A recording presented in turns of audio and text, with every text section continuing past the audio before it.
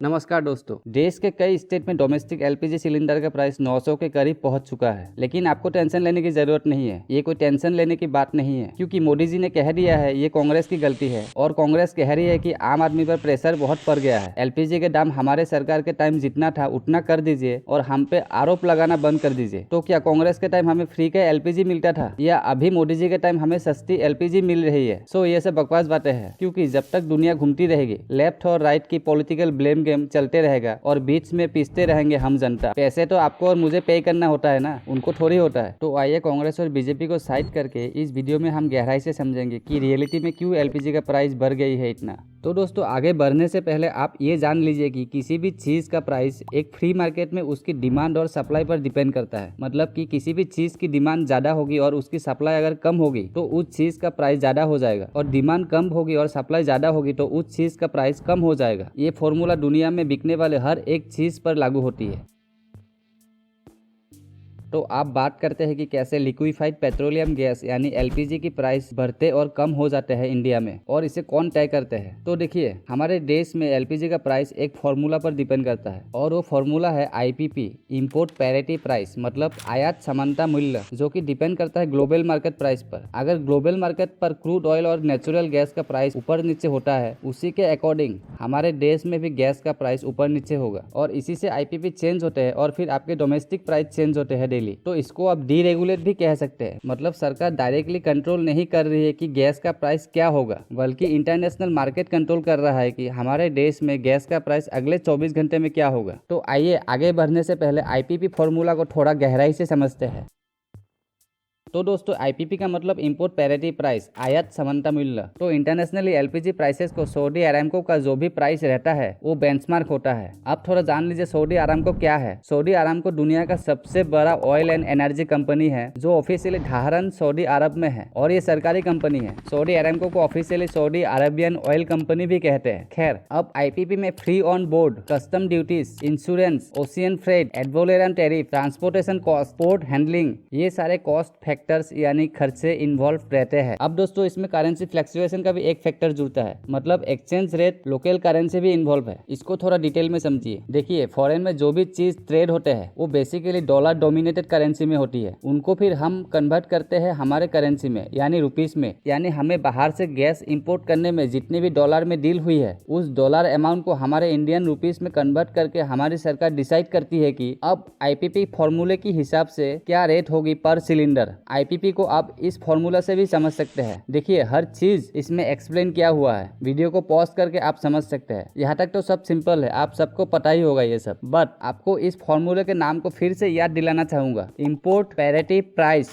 मतलब आयात समानता मूल्य। इसमें एक शब्द है पैरिटी, मतलब समानता, मतलब इक्वालिटी, मतलब जितने भी प्राइस में गैस इंपोर्ट हुआ है ठीक उसी प्राइस में हम ग्राहक को सरकार सेल करेगा, ना एक पैसा कम ना एक पैसा ज्यादा। चलिए, यहाँ तक भी ठीक है। सरकार अपना नुकसान कैसे करवाएगी? हमको सस्ते में देके। अगर आईपीपी प्राइस में भी मिलता तब भी सिलेंडर का प्राइस सस्ता होता। अब दोस्तों, आईपीपी फॉर्मूले से सरकार ने गैस इंपोर्ट तो कर लिया, अब इंपोर्ट डायरेक्ट आपके किचन तक तो करेगा नहीं। जाहिर सी बात है, सरकार अपने स्टोरेज में इंपोर्ट करेंगे, फिर वहां से देश के हर एक कोने में एक्सपोर्ट करेंगे। देखिए, इंटरनेशनल इंपोर्ट के बाद अब डोमेस्टिक एक्सपोर्ट के टाइम अब यह inland freight, marketing cost, oil companies का मार्जिन चार्ज, बोटलिंग चार्जेस, मतलब हर एक सिलेंडर में गैस भरवाने का charge, dealer commission, labour cost और जीएसटी जोड़ा जाएगा। तो आईपीपी के तहत जो कॉस्ट में इंपोर्ट किया था उस पे अब ये सारे डोमेस्टिक चार्ज ऐड हो जाएंगे। अब आप ये सवाल पूछ सकते हैं कि तो फिर इंडिया के हर स्टेट में अलग अलग प्राइस क्यों है? वो इसीलिए है क्योंकि हर स्टेट में डोमेस्टिक एक्सपोर्ट करने में अलग अलग खर्चा आती है। कहीं ट्रांसपोर्ट का खर्चा ज्यादा तो कहीं कम, कहीं लेबर कॉस्ट कम तो कहीं ज्यादा, कहीं इनलैंड फ्लाइट ज्यादा तो कहीं कम। इसी वजह से हर स्टेट में 19-20 का ऊपर नीचे का फर्क होता है प्राइस में, पर प्राइस हर जगह बढ़ता है। अब जो इम्पोर्ट और डोमेस्टिक चार्ज होता है वो दोनों मिला के जितना होता है उतना पूरा 100% प्राइस नॉन सब्सिडी और कॉमर्शियल एलपीजी कंज्यूमर्स वाले को देना पड़ेगा। तो आप समझ गए होंगे यहाँ तक। आईपीपी के तहत इंपोर्ट करने से लेके डोमेस्टिक एक्सपोर्ट करने तक जितना भी खर्चा है, जितना भी प्राइजेस है, सब आपसे वसूला जाएगा। ना 1 रुपए कम लेंगे ना 1 रुपए ज्यादा लेंगे। तो अब अगर मैं एलपीजी की बढ़ती कीमत की बात करूँ तो भारत में पिछले 2 महीने में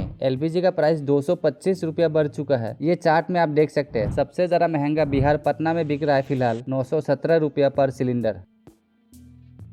अब बात करते हैं क्यों एलपीजी का प्राइस बढ़ रहा है। उससे पहले थोड़ा बता दूं एलपीजी बनते कैसे हैं। एलपीजी दो मैन्युफैक्चरिंग प्रोसेस से बनते हैं। पहला नेचुरल गैस का प्रोसेसिंग और दूसरा क्रूड ऑयल का रिफाइनिंग प्रोसेस से। अब देखिए आईबी यानी इंडियन बास्केट की कीमत मई 2020 में एवरेज $20.20 पर बैरल से बढ़कर 2 मार्च 2021 को $64.54 प्रति बैरल हो गई है। अब ठीक दूसरी तरफ अप्रैल 2020 में ब्रेंट क्रूड ऑयल की कीमत जो हिस्टोरिकली $19 प्रति बैरल प्राइस गिर गई थी कोरोना लॉकडाउन की वजह से, अब ब्रेंट क्रूड ऑयल की हर बैरल $63.77 हो गई है। अब अगर आपको नहीं पता कि आईबी यानी इंडियन बास्केट और ब्रेंट क्रूड ऑयल क्या है, थोड़ा गूगल सर्च कर लीजिए, आराम से सब कुछ मिल जाएगा। बाकी पेट्रोल डीजल के प्राइस पर वीडियो जब बनाऊंगा तो वहां मैं समझा दूंगा ये सब। साथ में ये भी बता दूं एलपीजी गैस में 60% ब्यूटेन और 40% प्रोपेन गैस मिलाया जाता है और ये दोनों नेचुरल गैस से बनते हैं। और ब्रेंट क्रूड ऑयल का प्राइस $10 से डायरेक्ट $595 पर मेट्रिक टन बढ़ गया था मार्च 2020 में। ठीक इसी तरह प्रोपेन का भी 171% प्राइस इंक्रीज हुआ था। दूसरी ओर एक्सचेंज रेट 73.29 रुपीस पर डॉलर हो गया था मार्च 2021 में, जो कि 76.23 रुपीस था पर डॉलर। तो ये सारे फैक्टर्स की वजह से एलपीजी का प्राइस इंडिया में इतना हाइक कर गया। तो अब आपको समझ में आ गया होगा एलपीजी का प्राइस क्यों बढ़ रहा है हमारे देश में।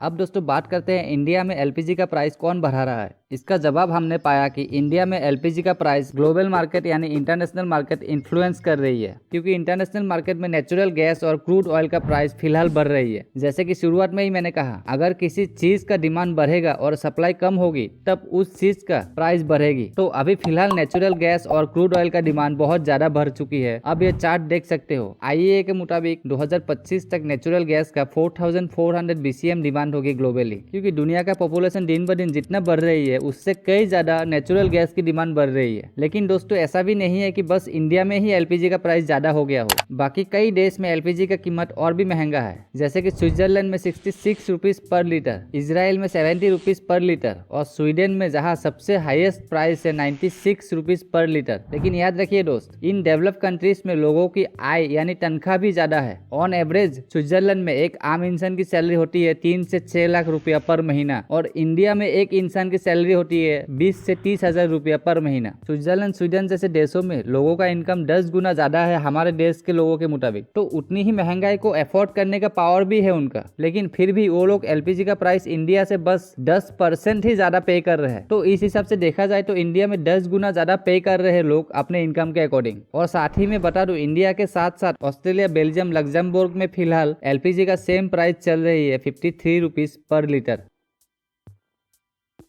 दोस्तों जैसे कि आप सबको पता है हमारे देश में 2 टाइप्स के एलपीजी कंज्यूमर्स है, सब्सिडी और नॉन सब्सिडी। अब थोड़ा याद दिला दूं कि नॉन सब्सिडी वाले कौन लोग हैं। ये वो लोग हैं जो सालाना 10 लाख रुपया टैक्स भरते हैं। अब और ज्यादा आपको फ्लैशबैक में अगर याद दिलाऊं ये कौन लोग हैं, तो ये वो लोग हैं जिन्होंने सब्सिडी छोड़ दिया था मार्च 2015 में, जब मोदी जी ने एक गिव इट अप नामक कैंपेन चलाया था और कहा था कि जो लोग अफोर्ड कर सकते हैं वे सब्सिडी लेना बंद कर दे ताकि वो पैसा देश के विकास के लिए काम आ सके। तो उस वक्त 1 करोड़ लोगों ने सब्सिडी छोड़ दिया था। अब दोस्तों इस पोर्शन को ध्यान से और दिमाग का ढक्कन खोल के सुनिएगा और समझिएगा। अब पूरा डेटा और स्टैटिस्टिक्स देने वाला हूँ। तो अब ये बढ़ते प्राइस से अल्टीमेटली इफेक्ट किस पे पड़ेगा। कॉमर्शियल रिटेल कंज्यूमर्स को छोड़ दो तो वो 1 करोड़ डोमेस्टिक नॉन सब्सिडीज वाले जिन्होंने प्रधानमंत्री मोदी जी के कहने पर सब्सिडी छोड़ दिया था उनको डायरेक्टली इफेक्ट पड़ेगा। बाकी जिनका सब्सिडी बरकरार है उनका सब्सिडी 153.86 रुपीज से 291.48 रुपीज हो जाएगा, मतलब 137.62 रुपीज सब्सिडी बढ़ जाएगा। तो नॉर्मल सब्सिडीज वाले को ज्यादा फर्क नहीं पड़ने वाला है। और इसके बाद आते हैं 8 करोड़ उज्ज्वला योजना स्कीम वाले कंज्यूमर्स, उनका भी कोई नुकसान नहीं है। पहले उनको 174.84 रुपीज सब्सिडी मिल रही थी, अब उनको 312.48 रुपीज पर सिलेंडर सब्सिडी मिलेगी। तो इनको भी कोई ज्यादा फर्क नहीं पड़ने वाला। अब अगर हम डेटा देखें तो इंडिया में टोटल 27.76 करोड़ एलपीजी के डोमेस्टिक कंज्यूमर्स है और उसमें 2016 से 1.5 करोड़ लोग डोमेस्टिक नॉन सब्सिडाइज वाले हैं। नॉन सब्सिडीज में ही अलग से 32.5 लाख कॉमर्शियल एलपीजी कंज्यूमर्स है, मतलब जो 21 केजी और 33 केजी वाले सिलेंडर लेते हैं, जो छोटी और बड़ी कॉमर्शियल और इंडस्ट्रियल काम के लिए यूज होते हैं, और बाकी सारे 26.25 करोड़ लोग जो सब्सिडी वाले हैं। तो इस बढ़ती प्राइस का अल्टीमेट 100% नुकसान उन 1 करोड़ नॉन सब्सिडीज वाले को होगा जो मोदी जी के सपोर्ट में सब्सिडीज छोड़ दिया था गिव इट अप कैंपेन के चलते। नुकसान इसीलिए क्योंकि उनका अपनी इनकम में कोई बढ़ोतरी नहीं हो रही कोरोना के बाद से। ये 1 करोड़ वाले सब मिडिल क्लास वाले हैं, और ये 1.5 करोड़ नॉन सब्सिडीज वालों में 50 लाख वो लोग हैं जो 10 लाख सालाना टैक्स भरते हैं। तो उनको नुकसान की कैटेगरी में ऐड करना बेईमानी होगा। एलपीजी की बढ़ती महंगाई से सारे पैसे इंपोर्ट से लेके डोमेस्टिक एक्सपोर्ट में जा रहे हैं। तो इस बढ़ती प्राइस से ना तो हमारे इकोनॉमिक ग्रोथ पर कुछ फर्क पड़ रहा है, ना ही कंज्यूमर्स को कुछ राहत मिल रही है। फर्क पड़ रहा है तो बस मिडिल क्लास के नॉन सब्सिडीज वाले कंज्यूमर्स के जेब पर।